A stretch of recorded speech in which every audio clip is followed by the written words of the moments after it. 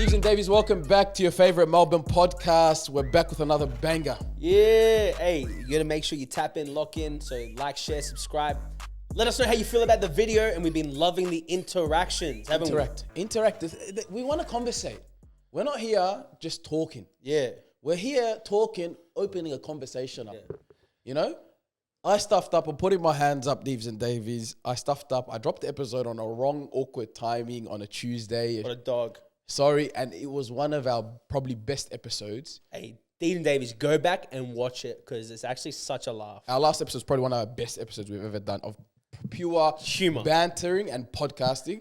And I feel like it's the most like, this is literally us off the camera being on the camera, I reckon. Yeah. It's like pure, just like that's how we actually banter. Yeah, just laughing and stuff. Yeah, it was just crazy. But Deevs and Davies, you're crazy. You guys sent in some of your psych tests. So some Deevs and Davies did the psych test. Who's more psycho, the Deevs or the Davies? The Deevs have the highest score. The Davies on average have a high score. But so a Deev actually got like a 63 or something. Yeah, or 67 or something. I'm like, and then I was like, you're as crazy as us. Better not be Sal. Yeah. Better not be you, Nana. Nana, you know. Better not be you. But yeah, it was. So, and then a lot of Davies sent through their one, and they were like 58 and stuff. Very reassuring that I'm not the craziest person, and there's a good flock that are as crazy as me. Because I'm not lying to you, I literally made after that test, I went and made everyone do the test. My Didn't family, everyone vote me being the highest? Yeah, flops. What if somebody Steve voted himself? Yeah, I voted myself as a second option, but he voted you first. But I went back and literally I got everyone to do the test. Yeah, literally I'm telling everyone, I'm like, hey, do this psych test, and everyone's getting like 20, 23. Yeah, and I'm going, bro, am I actually a psycho? And then the Davies and the Deevs, they did the psych test. Yeah. And I said, this is why we're doing this podcast. To tolerate our show, you have to be a psycho. And it feels good that there's people as crazy as me. Yeah. You know what I mean? Yeah. Damien has his, I reckon there's Deevs and Davies on Damien's vibe, getting 20s, 21, 16s. Yeah. Boring. We need Jeffrey Dahmers. We need, what's the other guy's name? The big guy. The guy that. Jeffrey Epstein. No.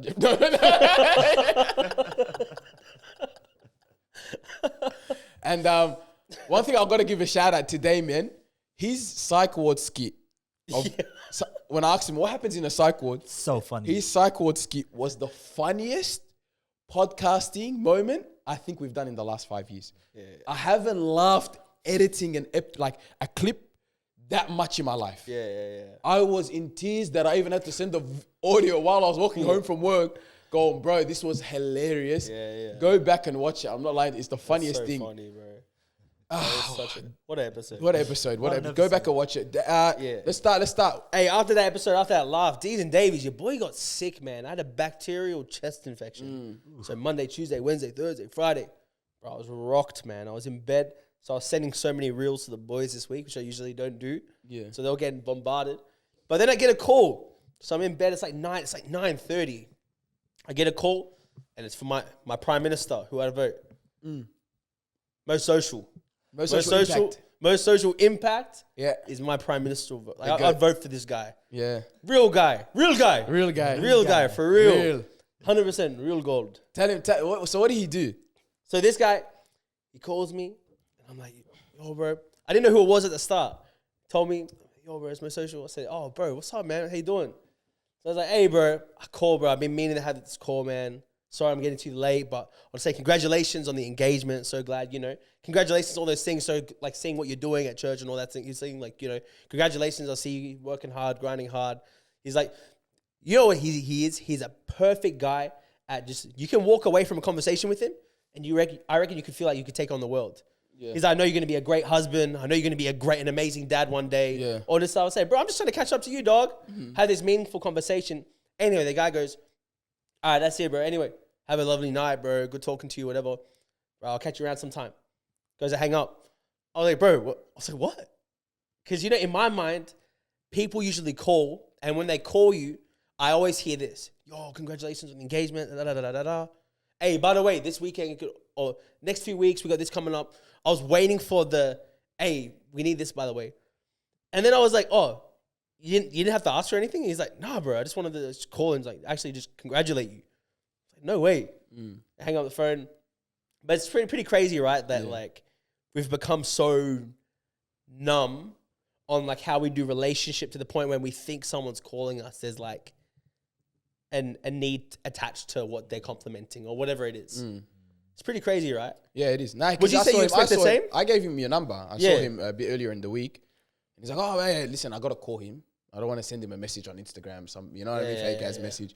So that's why he called. And then after that, I saw him. And then he told me about the transactional thing. And we actually had a chat, me and Mo Social. But I think it is... We need something out of a call. Yeah. You need something out of a call. Everything's transactional, I think, to a degree, man. Even that call, to be honest, he felt good after it. So he benefited. Yeah. But it wasn't like it's not a selfish, it was a selfless call. Yeah. But again, we were talking about it last week. But I think everything's transactional, man. Yeah. People, you know what I hate? Don't call me after 3 months. Yeah. Don't call me after 3 months asking for money. Oh, bro, that one. Don't call me after 3 months. Like, you know what I mean? Don't call me... Ask me how you been, so then you can ask me. Grown men asking me for $20 at 20. You know what I mean? We're hitting 30. Bro, I had a guy call me asking for money that I hadn't seen in like 8 years. 8 years. 8 years, bro.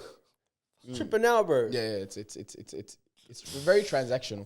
That's audacity right there. After 8 years to talk to you about money. No, you know what it is? At least happy birthday, man. Nah, you know what? 8 times. But we'll actually talk about it on the way here. I was saying like, I'm an extroverted person, yeah? One of the downsides of being an extroverted person is because I'm extrovert and I give everyone I'm like, hey, I'll chill, I'll give you energy and stuff. People think they rank higher. Like, they're like, oh, this guy really likes me then. Yeah. And I come at it, I'm like, no, it's not really like that. Like, it's just, that's my personality. Because I'm extrovert and I obviously, like, if I'm with a group of people, I'll get energy off the group.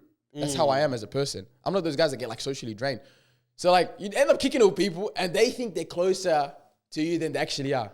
Yeah. Do you know? I get that because I had someone like actually just today. They're like, "Hey, I met your friend," and they said the first name, and I'm like, "Who?"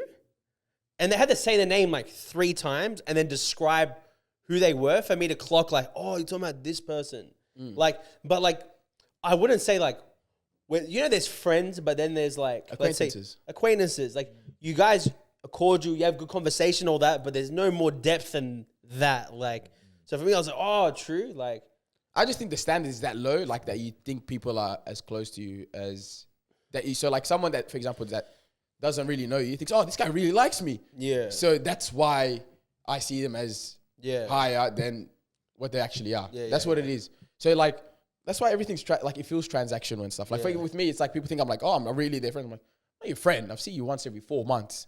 Yeah. You know what I mean? The downside is also podcasting as well because they see you so constantly. They come to you with the same energy, like, yo, like, because they've been seeing me. They know all my opinions. They're like, oh, yo, my dog. It's like, guys, I haven't seen you in 6 months and I don't know your name. Yeah. Let me be. Well, you know what's funny? It made me realize like people actually don't really know you, but people think they know you from this. Yeah. So I remember one time, like I was with my fiance actually. And someone was like to my fiance, like, oh, you must like, I go through such a hard time because Damien must be so bad at organizing. Because I guess I must be so goofy on the pod and stuff that like, they just associate my like personality to that. My fiance's like, this guy actually organizes like everything. Like, I don't know what you're, like, what are you on about? Like I'm goofy on this, but like actually like. Goofy guy? Have you seen that meme? The goofy guy? No. Hey, have you seen the goofy guy meme? I haven't seen that. Bro, chuck that up while we're talking. It's called the goofy. Say right. A goofy guy dating show. It's the funniest thing. That word goofy has been in my head for like the last 2 weeks, guys. But never think of the word goofy. You know, I think remember the SpongeBob movie Goofy Goober? Nah. That's what their nickname for Gooby. I fucking love that movie, by the way. Great movie. Banger scene. That's one of the goated scenes of all time. You ever seen that? Nah, man. I gotta run it back. But yeah, that's what I was saying. Like, people have a perception, obviously, on podcasting and stuff. I'm gonna be on the Fair Income. I think it's dropping this week. They didn't drop it last week. But I think it's gonna be a different side of me as well. Is it this one? Nah, it's not. Right? I'm a goofy guy dating show. But people are gonna think like they're probably gonna see me speak there and they'll be like, so he actually can articulate himself fairly well. Yeah. You know, and it's like, I think you can be different people everywhere. 100%. That's like me. You get me on a leadership panel, bro, it'll be a whole different ball game. If Damien's talking about Jesus as his Lord and Savior, mate, it's over. It's going down. Nah, it's not it, so honestly, but put it on the screen for yourself and then bring it up. Like, it's like just write goofy guy TikTok. Do it on TikTok. But I gotta say, from the original thing, like, Moments like that, though, I appreciate a lot when people actually just genuinely reach out. Like, I just want to say, yo, personally, thank you. I'd say especially someone like Mo Social, like, I've got so much respect for him. So, like, I don't take it lightly when something like that happens. Yeah. It's very rare too, man. I don't know what it is. People don't do it anymore. People aren't authentic like that. Like, people aren't like, oh, yo, like, I just want to take the time aside to actually give you an authentic, like, congratulations, or, you know. Yeah, it's like my boy, he came back from overseas recently, and he was hyping it up before he was going to, he was talking about it, whatever. And I'm like, oh, he came back. So I just gave him a call. I'm like, how's the trip? Just give me a debrief how it was. And that call was good. No one gained anything out of it. No. It doesn't have to be transactional, but you feel good. You know what I mean? And I think it's like, stuff like that needs to happen more. Even like, I remember I bumped into a guy. So me and this guy got coffee 3 years ago in Essendon. And we were just catching up on life. We're talking about it. Like, first time we're meeting, it was like, I was just trying to get, he was another youth pastor. And I was just trying to like pick his brain on things. He's done a lot. And then like I bumped into 3 years later. And this guy's like, oh, how's that stuff going with your family? Like, he still remembered all this stuff. But we haven't talked like 3 years since that moment.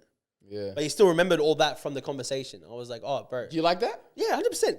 You appreciate those things. So I think it's normal. I remember conversations, like, generally, like, good conversations. For example, some people, like, I don't think I can.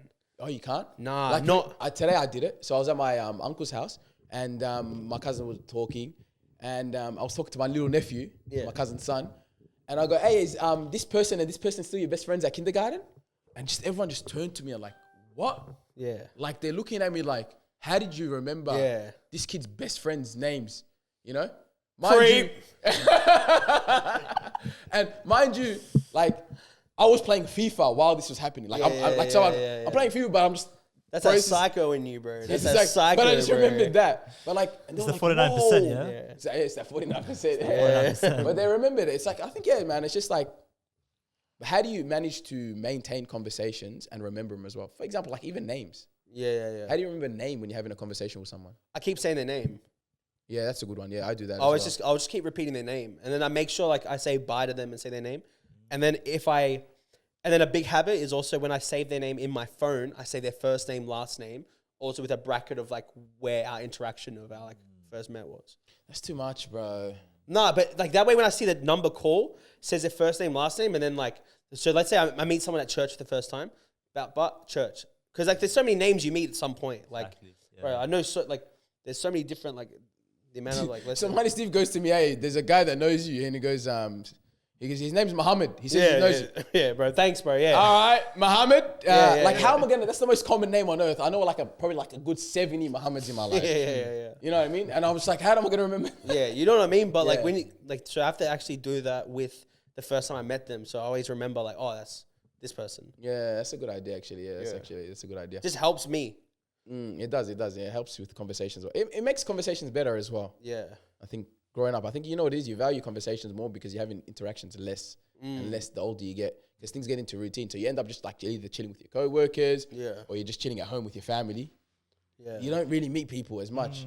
So then so when someone like Damien comes to you and goes, so how was that day when you were doing this and this? Yeah. Like, this guy values me? Yeah. No, I just remembered it, you know what I mean? It's like the biggest thing. But you know who doesn't value people? Donald Trump. And he's kicking people out of the country with these ICE raids, and it's sad to see. That's but so cat. This guy was saying it's hilarious just before. Bro, let me land. It's sad to see. But some of the way these guys are getting caught is funny as bro. It's just like, what's going on? It's like, this doesn't feel real anymore. Imagine you're just chilling at a coffee shop with your boys, and they just come, ISIS come just arrest you and your boys. Guys, who carries their passport or their citizenship with them? Yeah. How do you prove that you're an American citizen? 100%. You know? But it reminded me of Egypt. Egypt happens like that as well. Oh, no way. So there's a lot of like, obviously due to the war in Sudan. Yeah. A lot of people come into Egypt. So like my cousins and stuff, they're paranoid. They'll tell me this in Egypt. Yeah, they just come to like this area. There's an area called Faisal. It's like where all the Sudanese and Eritreans are. Right? They'll come with a truck.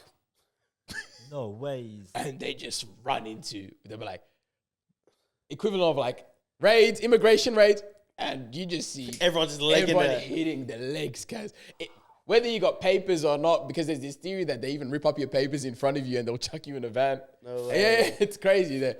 But like, Yeah, Egypt's a hectic place, guys. Yeah, that's cool. But like, it reminds got, me like- of that, bro. They Imagine got like, like giant nets, yeah? Just jump out the truck, giant nets, catching people. yeah, This is crazy. imagine that you're just chilling in your area and you're just getting chased, bro, bro. that's hilarious, bro. But yeah, so what's our thoughts on it? What did you see? Damn, you've been in bed for a good yeah, bro. 5 I was days. saying to the boys before. I watched a funny ass video, man. It's so Bring funny. the mic closer. I saw a funny video. It was just like, it was this guy. He was getting out of prison, so that he just got released, and then as he's walking out, the ICE agents are just standing there.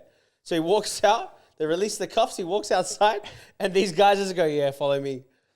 And he gets, The guy's just blank faced, like, "Oh, bro, come on, man." Like, that sucks, bro. Can you search up, Somali Steve, what's going on with the ice raids in you're America? telling us right the now? guy on the bike. My favorite one is that's one of my favorite videos. The guys just stirring up the ICE agents, like, because they're all lined up. They do that in cities and Yeah, stuff. yeah, They're yeah. lined up, doing a raid or something, or working on removing people, taking people away. Yeah, And the guy's just on an e-bike. He goes, "Hey, I'm not a citizen." yeah. And they're laughing. At the start, they're laughing, but he did it so much they actually started trying to chase him. Yeah. And you just see him run away with the e-bike. It's the funniest Yeah. thing, bro. Yeah. But like, how would you feel in Australia? Let's just say in Australia this started happening. Yeah. To be honest, I understand the whole point of like when people do come illegally. I think there has to be a process to when people come to a country. I think Yeah. so. I think you can't just pull up to anywhere. So I personally, but I think there needs to be sensitivity to it. Like for some of these guys, but they've been working in like some of these people that they got with like they've been there for 40 years. Yep. They're legal, but they've been there 40 years. Yeah. They're basically a citizen now. I think there's some sort of like they should go like, and if the person's working and stuff, I said, bro, offer the guy citizenship, man. And they got children too. At that That's the point, thing. you know what I mean? Like those situations, I think at that point, like A lot of interview him, do all those things, like, but just at least like escalate the process so that way you can get in, like someone like that. But I think I don't know, some of it, I actually understand why they don't allow just people to pull up illegally. Like, Of course, I it's get it. not. It impacts people as well. Yeah. It's, but the thing is, everyone uses immigration as an excuse. 100%, I agree with that. But it's just, if you look at the numbers, it's like, yo, there's big corporate companies that are using the system to keep minimum wage low. Yeah. You know, to have all these people like, because right, the minimum wage should be up at like $14, $15 minimum. It's like $7 in America. Yeah. So then, but then if you bring someone from over the border, he's willing to work $7 an hour, and he work an extra 5 hours to make Yeah. up the equivalent of whatever he's Yeah, missing. yeah. You know what I mean? So like, yeah, it's pretty hectic. But ICE has ramped up. This is the quick summary. ICE has ramped up raids across the US with nearly 550 arrests in Chicago under Operation Midday Blitz. The Trump administration also reinstated workplace raids at farms, hotels, and restaurants, and loosened rules on courthouse arrests, signaling a major crackdown on undocumented immigrants nationwide. Yeah. So the thing is, you know what it is?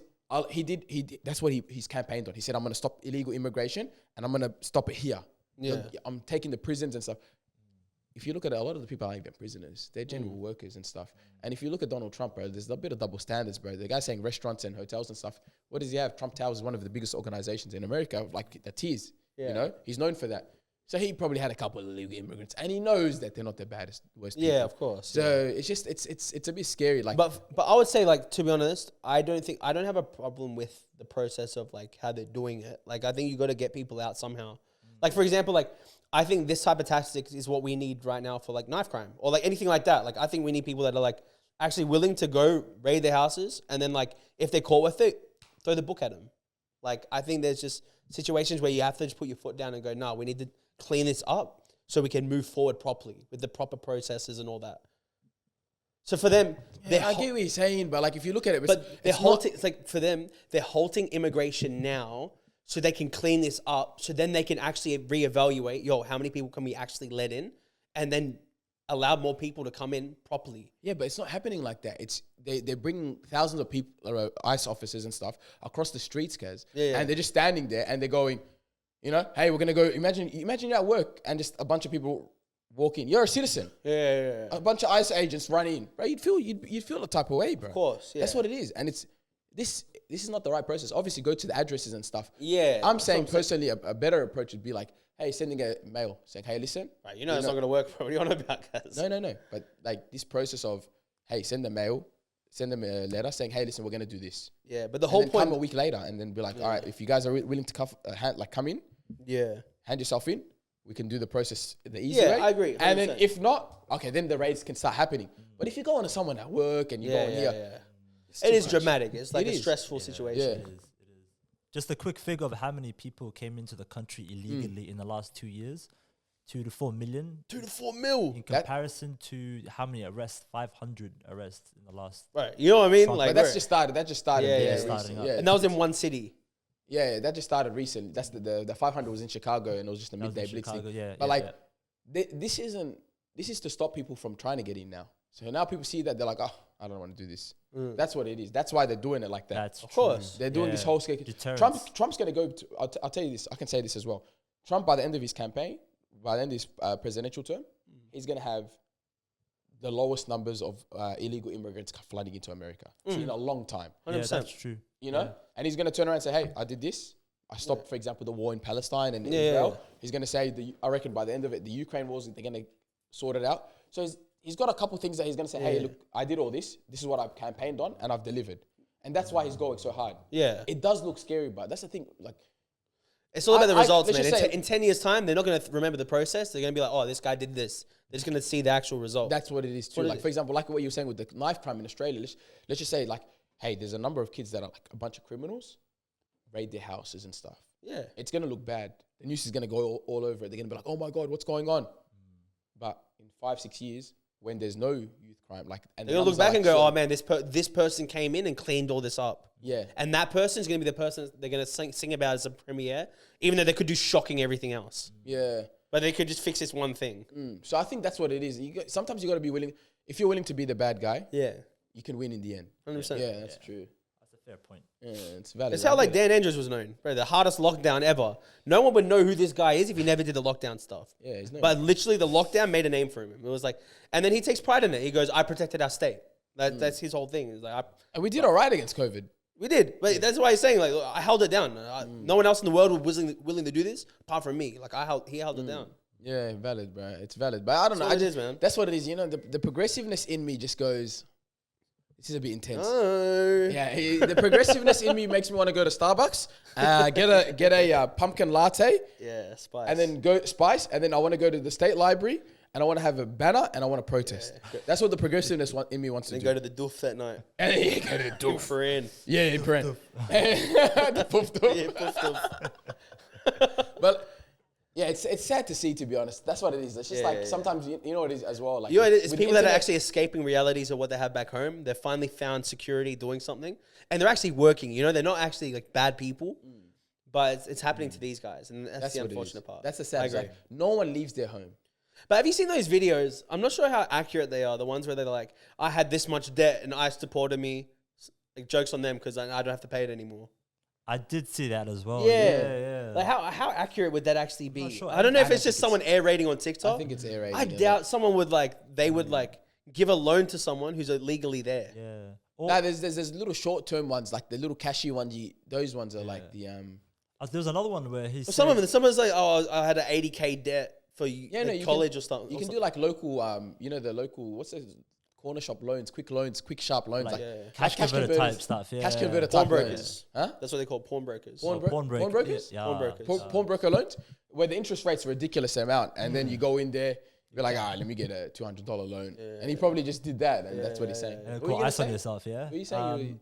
There was another one where a guy was recording himself. He got kicked out of the country and then came back straight away in like 2 weeks and was calling it a vacation back to Mexico. So I was like, couldn't they just jump over the wall again if they already have a life in America?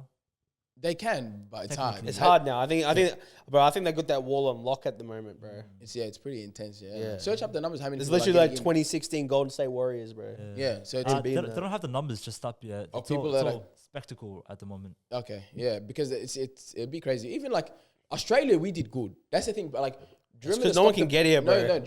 Remember the Stop the Boats campaign? Yeah. This isn't ethical, by the way. I'll say this, like, it actually isn't what they're having Christmas Island and stuff. Yeah. Because it's not actually in Australia. So what happens is they stop them on the coast, like the coast guards, they stop them and they take them to Christmas Island. And then they're there getting processed. But because they're not in Australia, there's no definitive term. You don't know how long you can be there.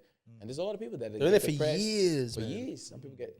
There's one guy we know that I think that went to Christmas Island. There's a guy I know that came by boat. No way. Yeah, came by boat to the country, went to Christmas Island, got processed, and then came into Melbourne.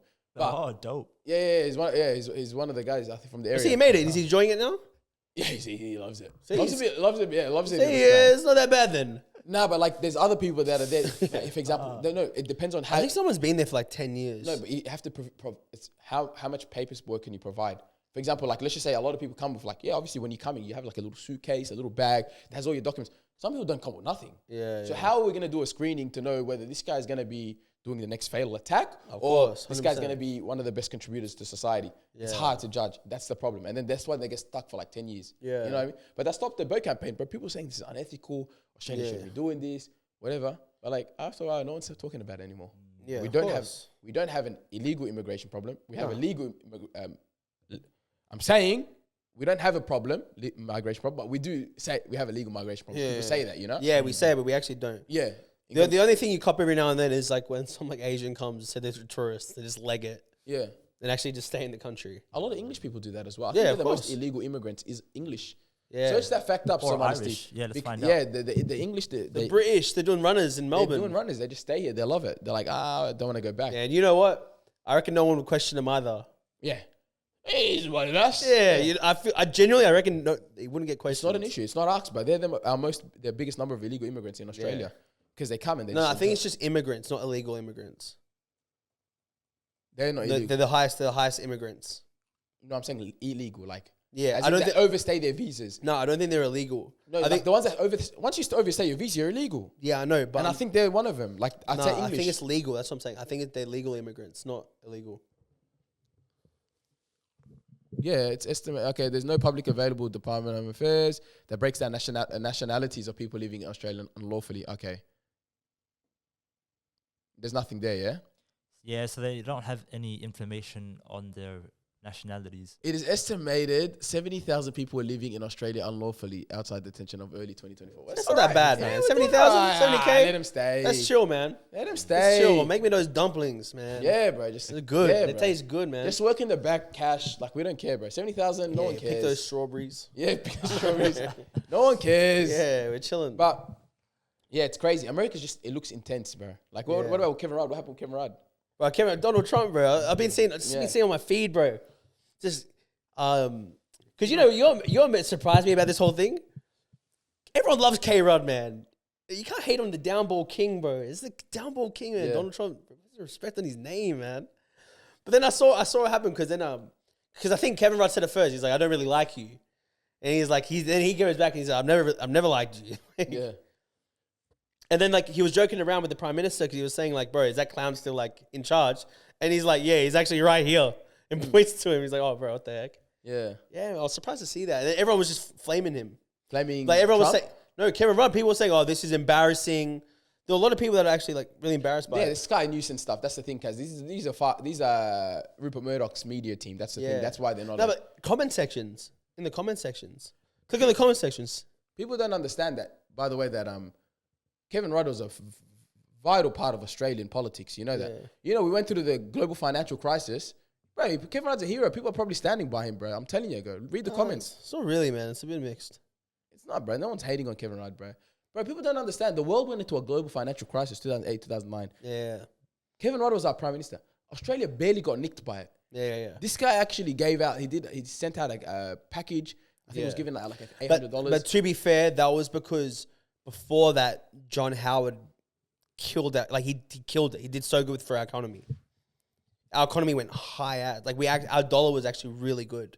Bro, our dollar at one point was like $1.24 Bro, to I America. remember no, that. Yeah. What do you mean? We'll match? $1.30. No, We're our dollar matching. went higher than America's. No, we were so one Australian dollar was $1.30 in America. Yeah. Yeah, we were at that At point. one point, yeah. Yeah.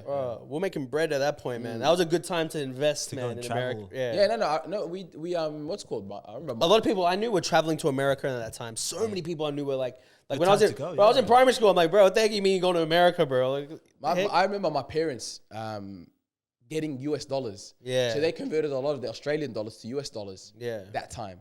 that was a smart time to do it, man. Yeah, I remember like What year was it? that's like 2010, 2011. So this 2011 was the peak for it. So this would be right after the financial crash then. Yeah, it was. Yeah. It was. So we didn't actually suffer as much. That's why people don't actually remember that. Yeah, Because that's why America were getting cooked because like bro, everything's relying on the American dollar. So like it cooked them completely.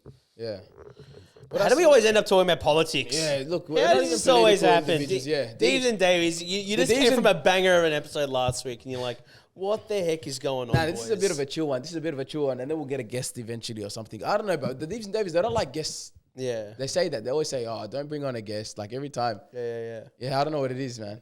The Depends guest, on the guest though, it's right? a good guest. What I always say is like, there's a difference between someone with a good story and someone that's good at storytelling. Yeah, 100%. You know what I mean? And someone that's good at storytelling, like, and being able to like talk and have a conversation. There's a lot of people in Melbourne that have good talents, but they come on the camera and they're Damien on the psych ward. You know, the explanation, walk around there. So I'm still loving it, bro. Bro, that's my favorite joke, bro. What else we got? What else we got? You had some. Oh, you know what? Today at church, I was talking with Henrietta, Good Gratitude. We were talking about, because she just went to New York. And so she was telling me about how her trip went and stuff. And I was like, bro, it actually looked insane. Like, she was networking like crazy. And I think the networking opportunities were a lot. But she was saying how, like, you know, you think the grass is greener on the other side. But, like, actually going there, like, she was saying she, like, got homesick a lot. Like, she actually missed just being in Melbourne. Like, you know. And I was saying, like, it's actually true, right? Like, the opportunities in America, you go, like, it's unreal. Like, if you go to New York, I reckon in 5 days, we could meet so many people, connections that we wouldn't even meet here in one person in, like, 5 years. Like, you know what I mean? Like, that's the type of connections you make there. But, like, what they don't experience here, like, Americans, is, like, the type of freedom we have here, the joy we have here. You know, like, the actual, like, people are actually just genuinely happy here. But in America, it's like there's such a grind, such a like a hunger to like I need to make it. Like it's like borderline depressing, you know. But it's like, you know, I think we take for granted the actual like type of country we live in, like for real. Like even I was just thinking, like, you know, whenever, because she was saying like in Sydney they didn't have this, but in Melbourne, like you go to an event, let's say like there's a performance or something, you go there and you're just talking to so many people and everyone. It's just like such a great positive environment. You don't really get that in many other places in the world. You don't reckon? Then why do you find people always leaving here? They go and they live in London. Nah, you know for what? like 6 years. I think that's the glamour of like just looking online and going, oh, everything else looks so amazing, but you forget what we have here. I think on an opportunities basis, pure opportunities, overseas is 10 times better. But I actually think like the community culture, what we actually have established in Melbourne is really unique and special. Amazing food, amazing people, amazing event. Like, you know, just those types of experiences, like they're actually really good. You don't really get those types of things anywhere else. That's what we're talking about. I noticed a lot of other ethnicities from other countries come to Melbourne quite a lot. They love it here. The love British, Melbourne. yeah, the Irish. Americans come here, they go, More Americans these Americans days. love Melbourne. A lot of South Americans as well. Bro, our cousin's coming back, Edward, the one we had on last time. Oh, yeah. He's coming back to Melbourne, bro. He was here early in the year. He's like, Yeah. bro, he's coming back again for another like month and a half. It's because people love the people here. Like people actually just love people from Melbourne. I think we just have like great like community and culture, how we like hang out, how we vibe, how we banter, how we go out. Like I think we do good, like cool things. I think you can do cool things in this city. It's actually really cool to see. And it made me think like, oh, actually, yeah, there are cool things. Yeah, but then when you're doing a podcast for a few years and you're some of the greatest podcasting talent this country has ever seen. Yeah. You're Immaculate. You're immaculate. You can converse, you can do everything. You're that great. And you're stuck on 1.5K Hey, honestly, subscribers. You're stuck on a 1,000 things. Hey, genuinely, I reckon if we were to, like, any of us, Disruption or Wintana, anyone, I reckon if we were to live in a different city, like overseas, we'd be. What city would you reckon we'd thrive in? I reckon New York. I reckon London. I don't think I could do London. You know, like, London's cool and all. I like New York, man. I feel like New York's got that, like, you know, psycho test. Like, I feel like we're that New York, like, psycho. Like, we're like, I feel like we'd blend in with the people so much. We'd love it. Guys like Dominicans. Have you been to New York? Have you been to New York? No, I reckon it would be such a movie. New York. I reckon it'd be so funny. Like, just the crackheads, the people. I reckon it'd be so funny, man. And I think, I personally, I love New York. I went there and I was like, mind you, solo. Right, by the end of the trip, people are pinging me, hey, come, we're going to go do this activity or whatever during the days and stuff. Bro, I remember just going to Wall Street, just standing there for like 6 hours, just bro, just talking to random people in I suits. hear about New York. It's such a place you have to be so alert on like time and place wherever you are. Like you could be somewhere in the day, but the second it hits a certain time, it's like next level crack at a clock. Like you're gonna get rolled. Like Yeah, I think there's a I think that's the difference. there's a level of like awareness you have to have, street awareness You and need stuff. street awareness there because I feel like you'd be like you could get scammed so easily. Yeah, but New York's all one place. That's it's crazy. It's like one street is like, I would be in Harlem. I was like, okay, this is a really gentrified area. But then they're like, cross that road and you're gonna get shanked. No, you're not gonna get shanked. You get robbed or something. Yeah. It's like to that level. Like we didn't actually experience this in Melbourne in comparison. London has it a bit in New York as well. But it's like where it's like one street is like a whole different. Literally just crossing a road, walking down a couple blocks. It's like everything's different. Whole different experience. Yeah, it's a different experience you never experienced. We probably get it a little bit in our area, north, a little bit, like back in peak time. It used to be like, you come to the flats, it's like, whoa, what's going on? It's like super shady. People are scared. You know what I mean? I remember Noor tucked in his chain. Like, it's like that. But you walk down the street a bit and the houses are worth like $1.5, $2 million. Yeah, it's true. That's the closest you probably could get in Australia. But we don't actually experience it there. Yeah. But I'm telling you, like New York, I think, that's our kind of place. If every podcast in Melbourne, let's go, like we'll go TDE, Bittersweet, Talking Trophies. I think even Galacticos. I think those guys would thrive in UK, obviously. Okay, they go UK. 100% they'd thrive. Go TDE. I think UK as well. I think they loved it there. And I think that even their personalities, and I think it blends very well there. What about Bittersweet? Cali. I think Miami. Miami, something like that. Nah, not Miami. I reckon like Atlanta. Just Black people around black women, around black people. Yeah. Like, yeah. But also another one, I'd say even France. France? Yeah. How? I think it's also like it's got a cool aesthetic to it. Like I can see France working. Like I think like Wintana does really good at interviewing like artists and like those types of like creatives and stuff. I think she actually blends really well with those types of crowds, even fashion, that whole area. I think she'd kill it in that space. Okay, yeah, true. Yeah. And I think even just more than just like her, I think the branding of it all would work really well there. You know what's around the one? Tapped in, Philly. Oh yeah. They'd go in Philly. I see that. Yeah, I actually do. And Talking Trophies, New York. Yeah. Talking Trophies, New York. But we'd be. I reckon. Can I be honest? Completely honest. I reckon I'd either get by the end of the year, I'd get jumped, shot, or shanked. Nothing in between. And you know what? I think because I'd be those guys. I'd be actually like, think, do you know these people here? I actually think people wouldn't understand our banter though. What do you mean? Yeah, they're taking it personal. I generally believe they wouldn't understand our banter. I think our banter is so niche, like it's so Aussie. Like we actually just have such an Aussie way of bantering that it's like it's an Aussie black niche, African niche. That's the thing. It's such a niche. It's like you'd have to be born here, like and first generation and even, African. Like you know what? I'd say the people that actually enjoy the podcast the most, actually people who know us.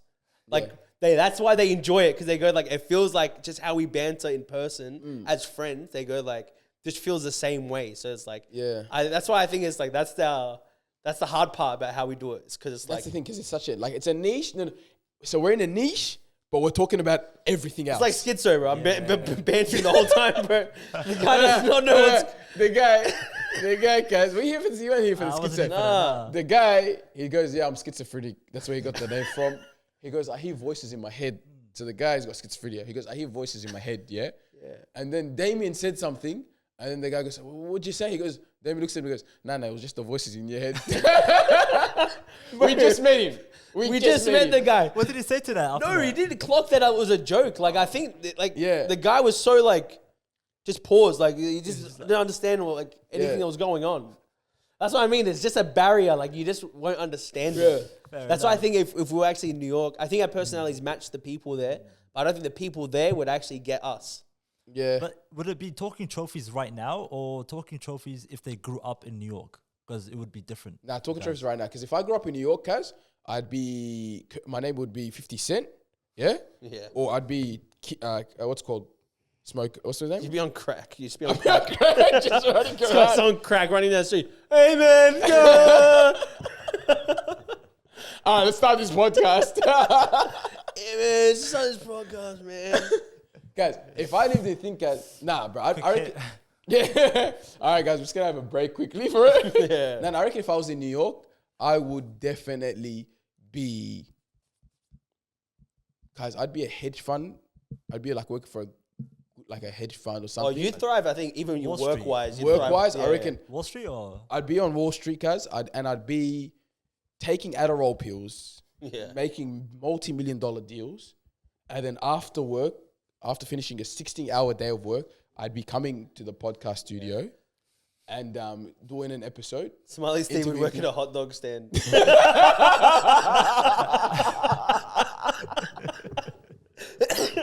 and I'd fucking love it too. He'd be doing that at the halal cuts. I love guys, yeah, bro.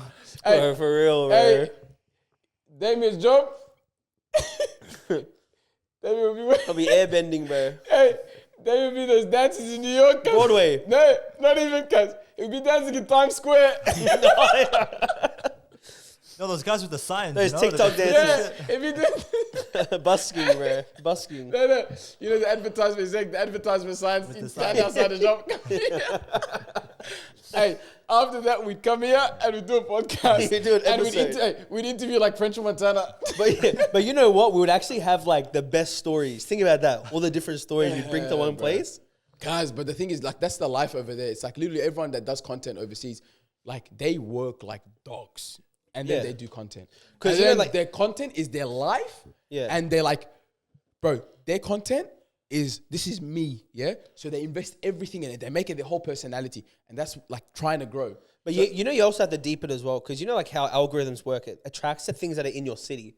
So if you're in somewhere like New York, it's so easy to blow up because the amount of people it's feeding this thing into. Because there's so many people. Localized. Yeah. And then like you go to an event, like you go to an event here, you talk to 5 people, all 5 of them under 300 followers.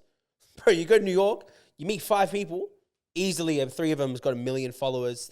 They're people like you think they're nobodies, but they're actually a somebody because there's so many somebodies over There's there. so many somebodies, and there's somebodies in this little group. Like there's a somebody Yeah. in like art group. There's a somebody in a sports group. There's somebody in a, so like there's all these somebodies. And that's why I was like looking at like Henrietta's stories while she was there because she went to these conferences.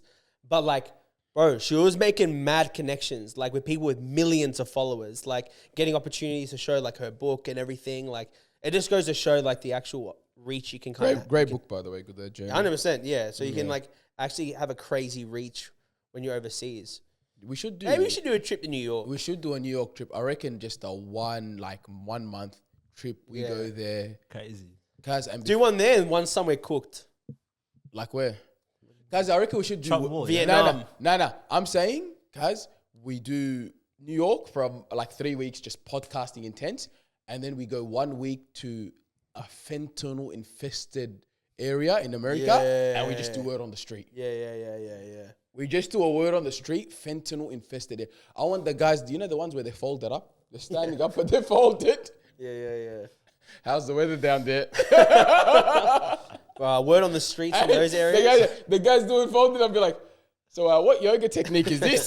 Like, you know, what I love you, the chili chip challenges, and they give them like $50, and they get the most brassed out people. Yeah, man, I can have this chip, and they're having it, and they're freaking wigging out. They're just like, what the heck? I've seen that one. They're bro. my It's so favorite sad. videos, bro. The guy's just dying in the line, bro. Bro, there's a chicken shop in North Harlem, bro. Yeah. And unfortunately, the guy's an African owner, but unfortunately to him, it's the crack hub. Like all the crackheads have a chair, like they kick it there. The guy walked into the shop with a dart. Yeah, the guy goes, brother, please no smoking, brother. The guy just got the dart on the wall. He goes, I'm not smoking. I'm not smoking. Bro, it's cooked, man. I personally, bro, I don't know, man. I think we should go New York. I think we should do a trip New York or something, bro. Like Yeah. just a podcasting, something there, bro. Because the thing is, Australia's great, comfortable, life's good here, but I think because we're so comfortable, we don't push ourselves in the content space. Because it's like, I got a job. Yeah, it's true. So we don't push ourselves as much, you know. Like even us, like we don't share talking trophies on our personal things. No. I don't tell people I do podcasting. Yeah. Like I'll never mention it to anyone. But over there, it's like, it's your life. Yeah. Because you know, like, hey, this can get me rich. Your identity is actually you're a podcaster. Yeah, your identity is a podcaster. It's like, this can make me rich and I can get successful off this. You know? Whereas in Melbourne, it's like, even like when you do word on the street and stuff, like you realize people don't want to be recorded even. In America, it's like, I'm ready to go viral right now. People love being on the camera. It's like, and I'll do that. Like they'll see you with a camera, they'll be like, put me on. I want to go viral right now. I want to be the next Hawk Tool girl. You know, like stuff like that. It's like they know a viral moment can change their life in America, and they have their like viral moment in their head. That's why whenever they have like these questions, you know, when they do like the street questions, and they ask them questions, are like, hey, so was there a situation where you were left traumatized? The guy's like, he's got the script ready. Yeah. And he knows how to deliver it even, so he can go viral. But I think you know what the hard part with that is? I'm not sure. Did you see that video of that like that streamer? He was in LA. He was being interviewed by that girl. So he was just being interviewed by the girl on the street. But then like these group of youngins saw this as an opportunity. So while they're doing this live interview, they come in and start pressing him, and one of the guys just slaps him. Like these guys don't know this guy. And this guy's like a miskin streamer. Like he's like a guy from the area, but he's trying to make it out. Everyone has so much respect for him, but they took this as an opportunity. Like, this is my moment, like, you know. But some people take that as like, not a moment for like, oh, I'm trying to make it big. Like, let me go viral for doing something like reckless. That's the things you get over in America as well. Yeah. That's where you're going to be like, that's where that street smart's going to kick in. Like, I don't think we could do a word on the street in America the way we could do here. We would. We literally need to do a word on the street with like security. You'd have to do security. I think after a word on the street, after interviewing someone, a mass shooting would happen. Yeah. The guy would just turn on us, guys. Yeah. One time, one of the guys wanted to bash Rayvo, remember?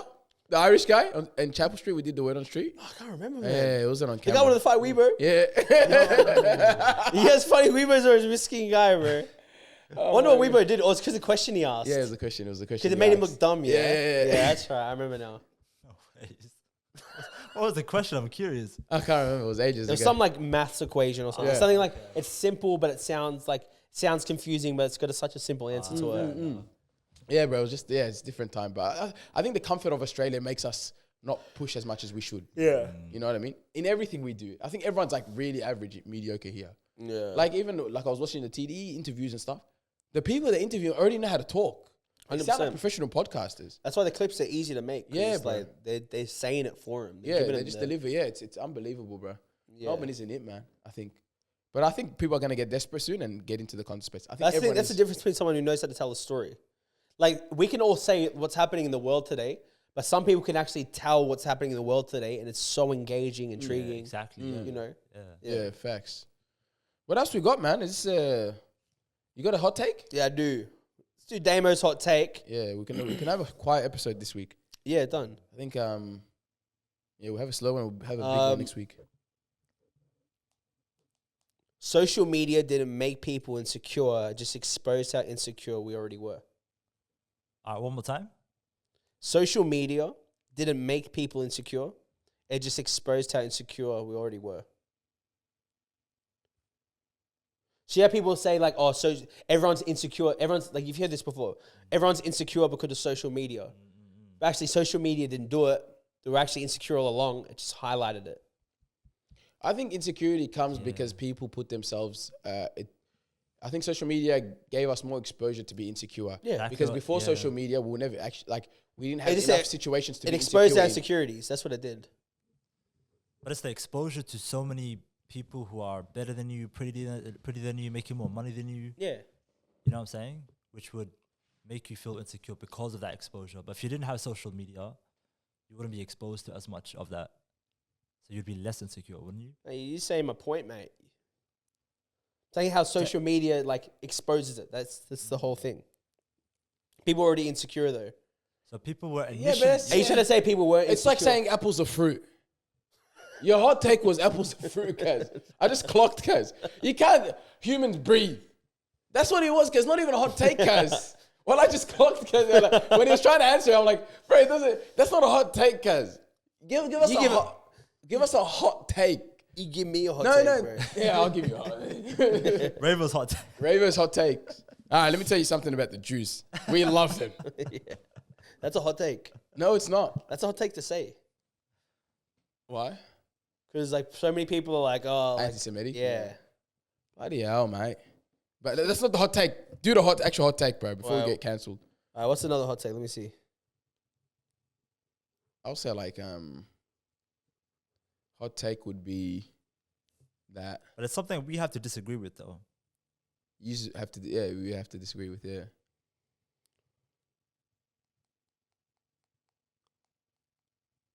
That's not a hot take. It's pretty straightforward though. What? This one says the reason most people hate their jobs isn't actually the work; it's the lack of purpose in their life. That's a hot take. Okay. That's a statement, actually. That's a statement. Yeah.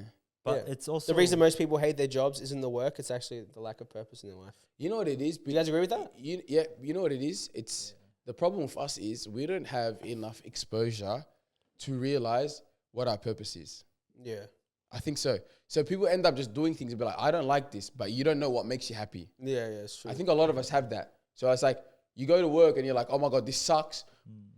But you don't have any better options because you don't know what you like. You don't know if you want to be a lawyer, you want to be a builder. Maybe you like painting. You don't know because that's why people find like first time going overseas is such a life-changing experience because you're like, you don't realize what you didn't have until you do it and you're like, how have I not been doing this whole time? Like, what the heck?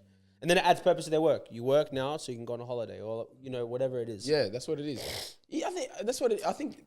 Expose yourself. I think you got to do random stuff. Like I say, I don't know what I want to do, to be honest. Yeah. I genuinely don't know what I want to do with my life. You know what I mean? Besides being a devoted Muslim. Besides being a devoted Muslim. I don't know what I want to do with my life. Yeah. And you know what? I'm fine with that. What's your dream? Do you have a dream at least? What's my dream? Yeah. Of course, guys. You know what I want to be, man. I want to be a great husband, a great father. I'm on the market. Trying to get those brownie points. Yeah. Someone get this man a sandwich. I'm trying to do mesh. No, I'll say definitely. What would be my dream? My dream is to have an impact on this world. My dream is to have an impact on this world in which I will be remembered for at least 5 generations.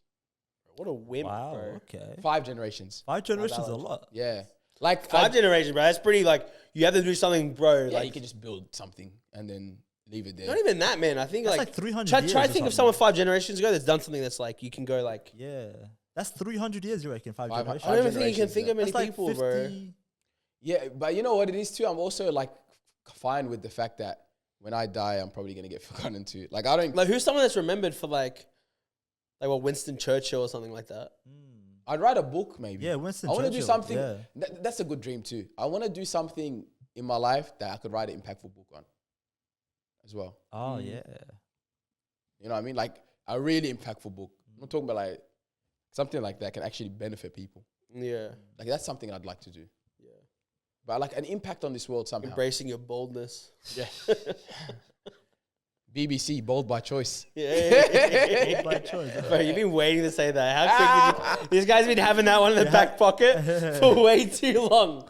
I refuse to believe he just come up with that just then. 100%, yeah. Bro. That one was like right here. Yeah, bro. Straight away. Yeah, I think that's my dream, man. You realize how many people are forgotten, bro. Like just like, Yeah, it's true. like no one, bro. Like people are so forgotten. Yeah. And I think we're living a time where you can do something where you can actually be left. Like I can be a book in a library. Like my thoughts can be a book in a library one day. Yeah. That's amazing. Like I think You're that's sick. I reckon the day someone makes a statue after you. Nah, I can't do statues, bro. That's pretty sick. I wouldn't do statues. I can't do statues. No statues. I wouldn't Statues want statues. are crazy, though. Yeah. Imagine someone made a statue of Whole you. statue, yeah. Think about it. It's going to be there for like years, man. Years. Until someone's like, he's not Aussie. Take him down. And Like, plus the people think going about to it. One day someone's going to go to Chicago and be like, who the heck's Michael Jordan? Like one day someone's going to be like that. There's going to be a generation of people that are going to be like, who the heck's this Michael Jordan guy? Like Cristiano Ronaldo's got a statue somewhere in the world, doesn't he? He's got a museum for himself. A whole museum. Yeah. How many generations would it take for people to forget about him? Because he's probably the most Nah, famous he won't be person in the forgotten. world. He won't be forgotten. There's like Pele and Maradonas and stuff that... Maradona's recent, but Nah, Pele... but eventually someone will get Eventually someone will forget about you. They'll Like, forget about you. like, don't think I reckon 100 years that you're forgotten. Nah, videos... There's so many videos of him, bro. The guy's about to score 1,000 goals. So, like, it's like... He's about to... If you can break a record that's so hard to be broken, I think that's one thing that can always be remembered as. 1,000 goals. He's almost at 1,000 goals, yeah. Holy shit. Yeah. How So, old like, is this guy right now? He's like 36. Still young. All right. Yeah. So, like, that's the thing. It's just like... What's your dream? My dream. Absolute dream, man. Absolute dream.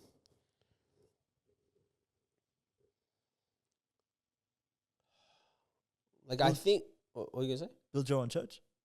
No, like no. Build a church. Build a Build church. your own What would you church. call the church? I don't even know, bro. Like I think like I think I'd want to live a life that people look to and go. Like I would love to be someone that's remembered for just being selfless. Like I always just did things for people without expecting things in return. But like the dream, like an absolute dream.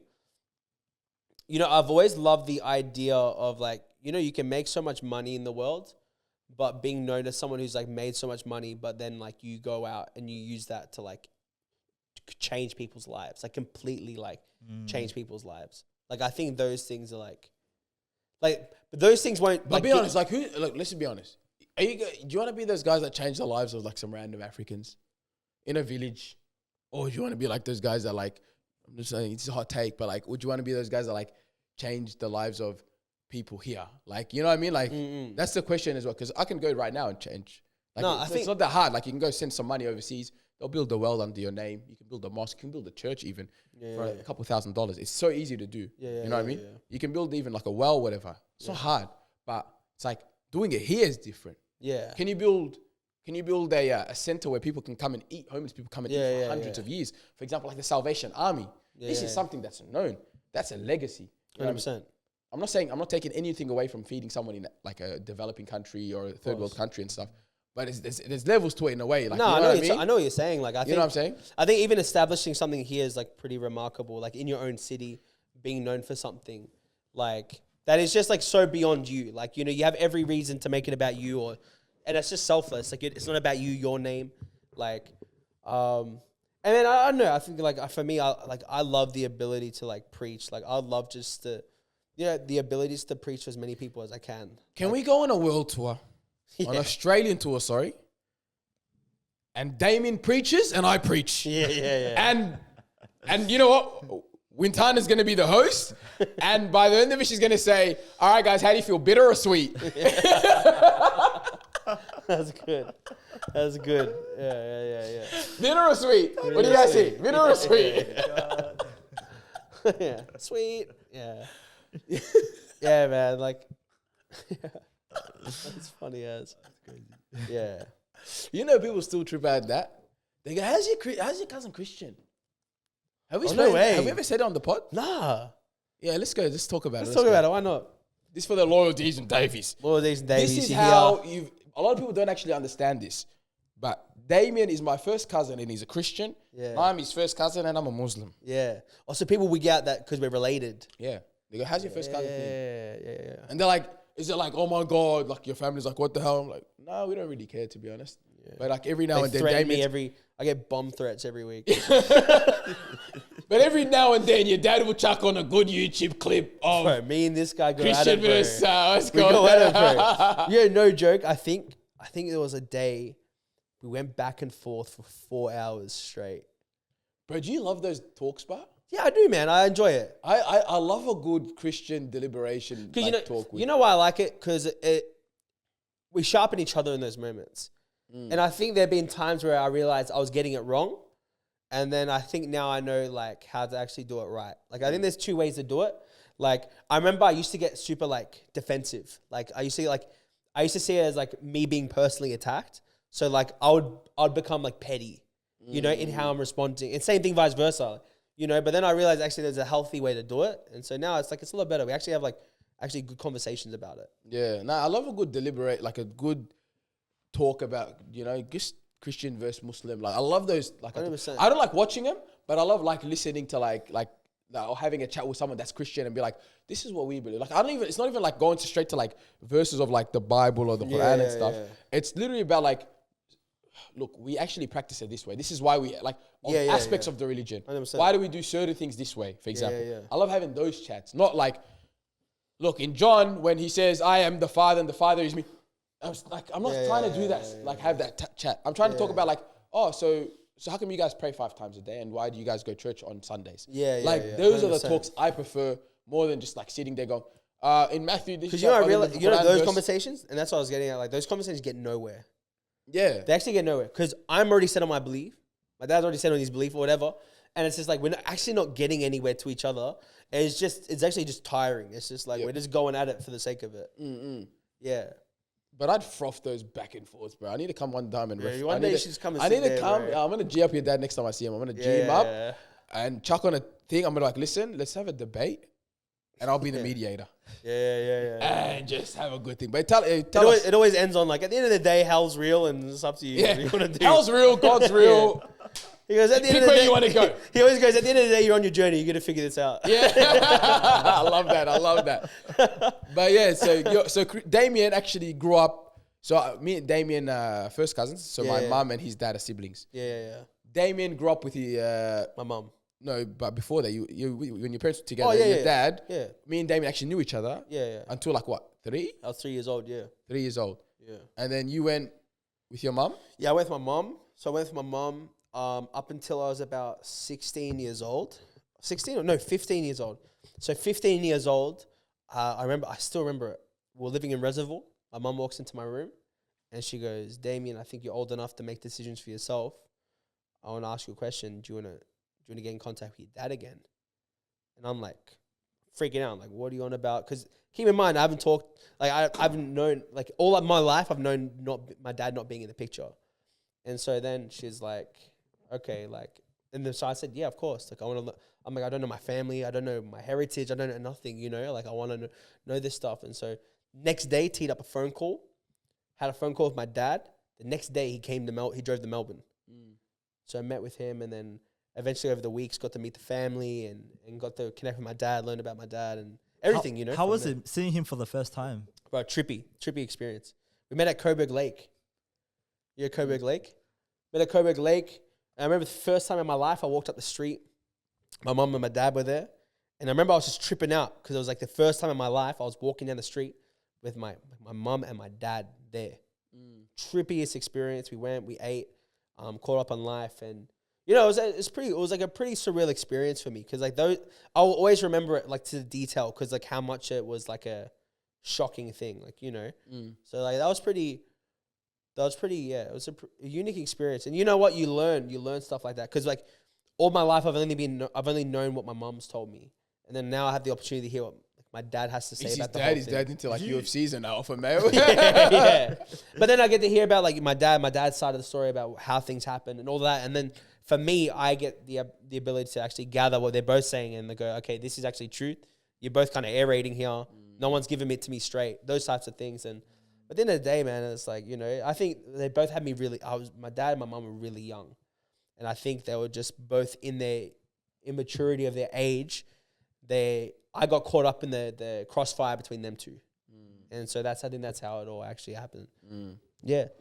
Yeah, and then after that, Damien reconnected with us. Yeah. And then, that's how we, and then now in 2025, we're doing a podcast together. Yeah. We're doing a pod together. But then like how I came to my faith was like, I remember I was like 16 years old, had a girl invite me to youth group, which is Fusion, like the place I'm running. Always a girl to get you. Yeah, she invited me. Damien flirt sent her a poke. Flirt convert. I love a good flirt convert. Flirt and convert. The Muzzies are good at a flirt convert case. Yeah. We're the Fusion youth, jumped in the mosh, and I said, mate, Jesus is the way. Yeah. No, actually, it wasn't a mosh at that youth at the time. Yeah. So we're just like, I came in and started just learning about the Bible myself. And, for me, I've always been soul searching. So I always knew there was God out there. But for me, I really related to Jesus. And so I was like, man, like, I love this. Like, this is life-giving. I feel like something's happening. And so from there, just started walking out in faith and learning about it. And and then now it's just my whole life. Like, I love this stuff. Like, there's nothing that makes me more happy than just like being around people and allowing God to use me to like minister to people. Yeah, so that's how Damien's a Christian, and I was born into the faith of Islam. Yeah.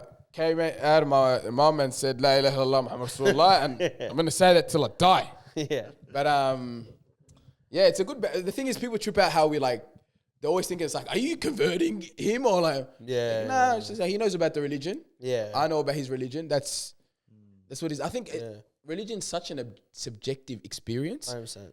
People don't actually understand that. And you know what? I would say most people, honestly, most people follow religion blindly. A lot of the people we meet, they know their faith, but they're so routined in it that they've become so desensitized to like people on the other side do have answers the things that like will make you question your faith. Yeah. And like for me, having those conversations with my dad, I've been put in positions where I had to actually question my faith, like actually have questions for it.